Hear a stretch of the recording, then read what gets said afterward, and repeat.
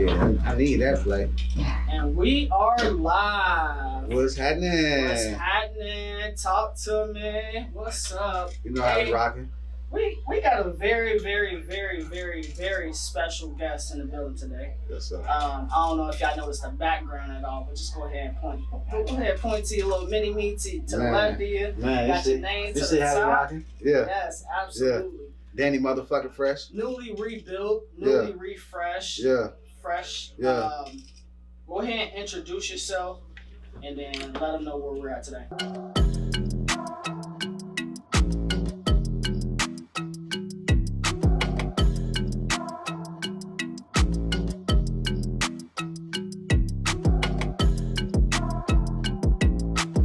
It's Danny motherfucking Fresh, Cincinnati's #1 barber. You know, coming to you live from Good Looks, House of Fresh, the Blue Room. You know what I'm talking about? 2700 Short Vine.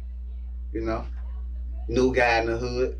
You know what I'm talking about? New kid on the block. Guy in the hood. What are you talking about, man? First of all, I got a very, very interesting question. Okay. For you. Let's talk about barbershop etiquette and barbershop beef. Is there a such thing? And talk to me about your experience. Is there such thing? Barbershop etiquette. Yes, you know, there is a barbershop etiquette. You know, you're supposed to leave feeling good, you know. You're supposed to enjoy yourself. You're supposed to leave crispy. That's the name of the game, you know. Look good, feel good.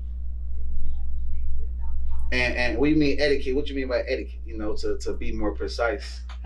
Is there a customer etiquette? Do you expect the customer to act a specific way, and vice versa? Do you expect for yourself to act a certain way for your clients? Me, I believe in customer service. You know, customer service is everything. You know, that's what I built the Danny Fresh brand on, customer service. You know, my goal was to make every client, you know, feel like a celebrity. You know what I'm talking about? Like, that's how I started the celebrity barber thing. Danny Fresh, the barber, celebrity barber. You know, because that was my mindset. You know, my mentality. You know, I'm gonna make every client feel like a celebrity. That turned me into a celebrity. As you should. You know? Now, how long have you been a barber, and how long have you been on this entrepreneurship journey? I've been a barber 5 years on the dot. Hold on, 5 years on the dot. Let's celebrate. 5 years. Let's go. Talk about that. Thank you. Man, you know, a lot of long nights. You know what I'm talking about? A lot of blood, sweat, tears, you know, put into this. I graduated from barber school 2017. I took a hiatus, a 7 month hiatus. You know, I moved back down to Virginia Beach. You know, I was in the Navy some years back. You know what I'm talking about? I was stationed in Norfolk, Virginia. So thank you for your service. No problem. I stayed in Virginia Beach. So making the transition from working to being a full-time entrepreneur, it kind of shook me a little bit. You know, I fell off. I lost something. I don't know, just mentally. You know, so I ended up moving back down to Virginia Beach for about 6-7 months. You know, just to get my mind right. You know, just to get focused. You know, because it's a lot of strain. You know, behind investing in yourself. You know, believing in yourself, you know, just jumping off the porch, you know, and that's what I did. I kind of jumped into the barber game, you know, and I left for 6-7 months. Shit, came back and got to it, you know, found me a first shift gig. And then, you know, I was cutting at nighttime, you know, taking all, you know, everybody who couldn't get in.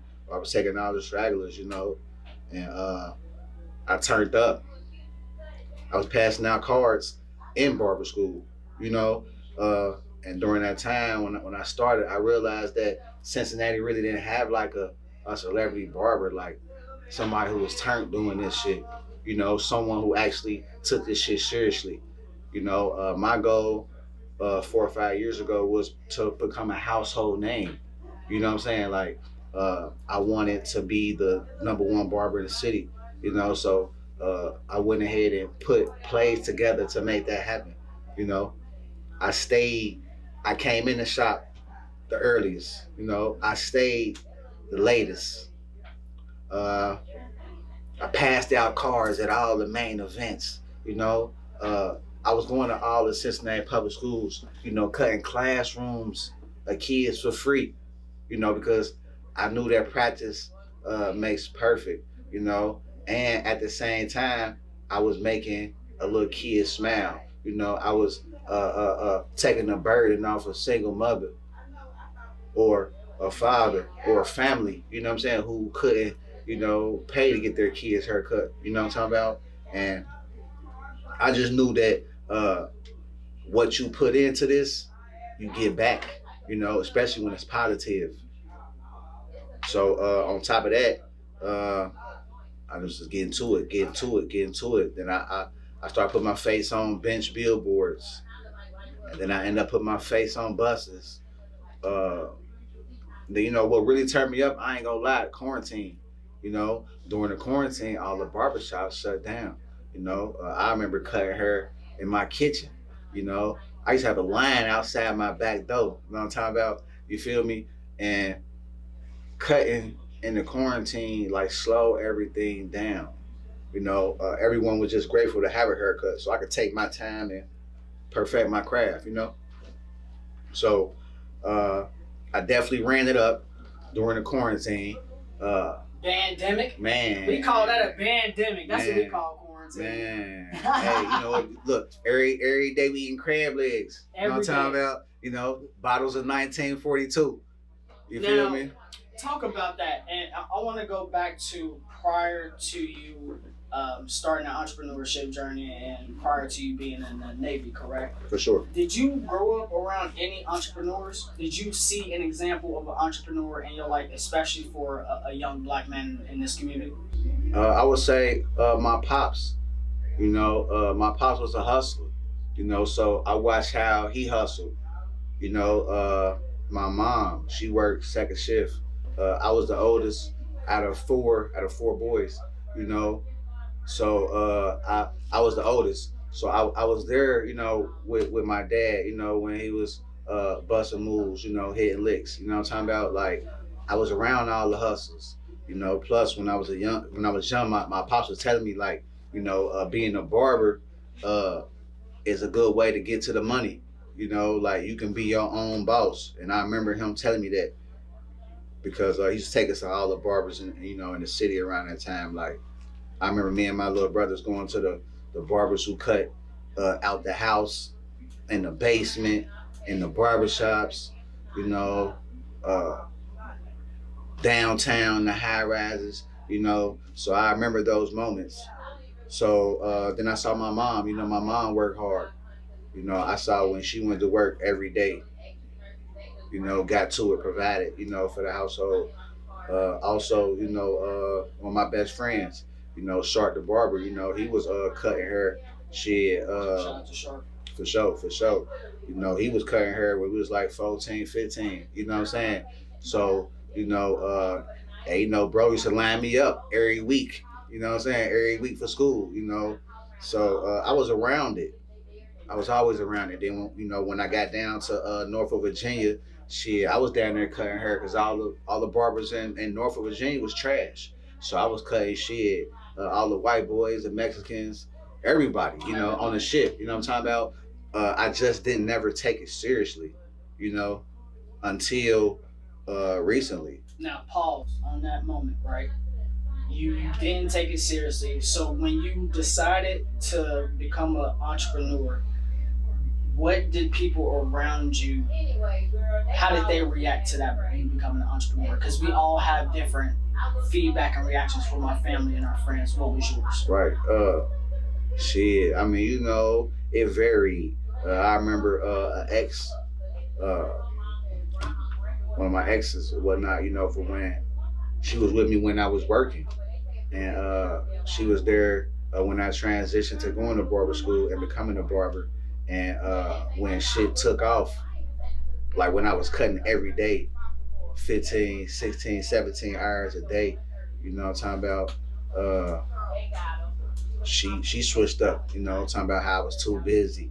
I'm doing too much, and you know, just nagging. You know, it just wasn't the energy that that you needed. That I need to be around. You know what I'm saying? Like it wasn't nurturing the entrepreneur energy. You know what I'm talking about? The entrepreneur mindset. You know? I'm glad you brought that up. How important is it to have a significant other in your life that understands the entrepreneur mindset? Because not everybody understands this. For sure. Man, that's definitely a plus. You know, that means a lot, you know, to have someone on the same page. You know, when how you can wake up and strategize, you know, or at lunch you can strategize. You know what I'm talking about? You know, for dinner or go to bed. You know what I'm saying? Like my old lady right now, you know, shout out V Fresh. You know what I'm talking about? She shout out V Fresh.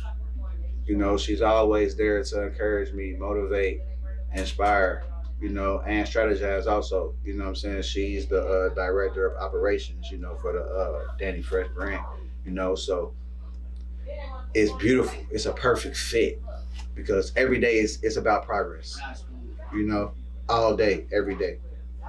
Now, think back to when you mentioned about having those kids smiles on their faces after Right. they got their haircuts. Right.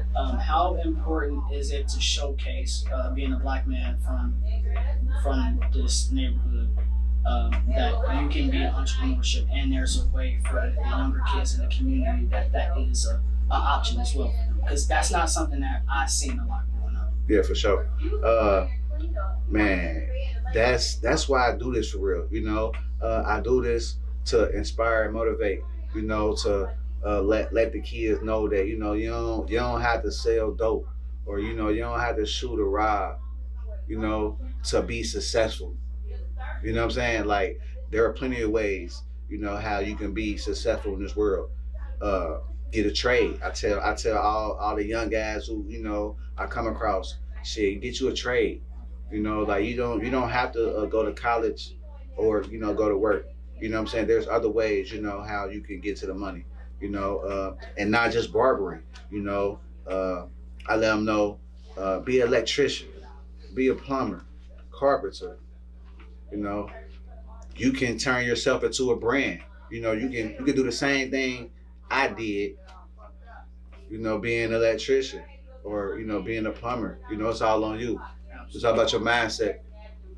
All about mindset. Yeah. And speaking of mindset, think of 5 words when it comes to Danny Fresh the Barber.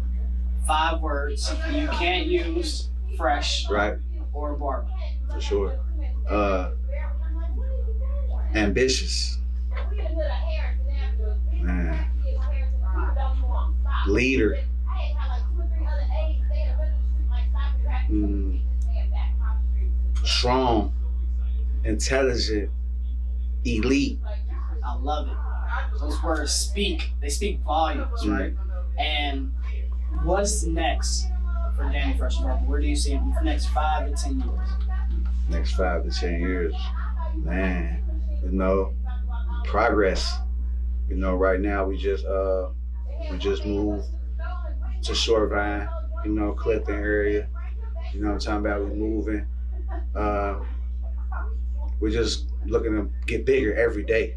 You know what I'm saying? I got tutorials coming.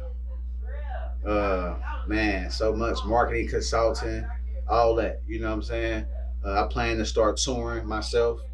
You know, because my goal, I feel like my purpose is to inspire and motivate other people. You know, to be great. You know, I want to help people maximize their potential. So I see in my future more public speaking. Shout out to you. How can they get to you? Shit, check me out. DannyFreshTheBarber.com. I'm on IG, Danny Fresh the Barber. Facebook, Danny Shakur. You know what I'm talking about? You know, we everywhere taking this shit to the top, past the top. And that's a wrap. Yes, sir. Yes, sir. Let's Yes, sir. go. How we look? Love it. Love it. Yes, sir. Appreciate you, brother. Thank you. Thank you. Yes, yes. That's what we talking about. What you say? Oh yeah, picture. Cause I always forget. Yes, sir.